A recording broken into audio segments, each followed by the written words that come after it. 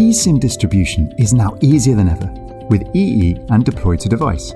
There's no SIM to pop in or eSIM QR code to scan. Migrating to EE is simple, sustainable, and sorted in seconds. Let's see how it works. Once the eSIM is sent onto your device, if you don't already have a SIM installed, the eSIM will automatically get downloaded. Once the download is complete, you are ready to use the EE network. If you have more than one SIM, like a personal line and a work line on your device, you'll be given an option to personalize your SIM profile. You'll be prompted to add a mobile plan. Choose the mobile plan labels, choose a custom label for EE eSIM and select Continue. If you're porting from another network, select your original SIM as your default voice and data line until the day of your port.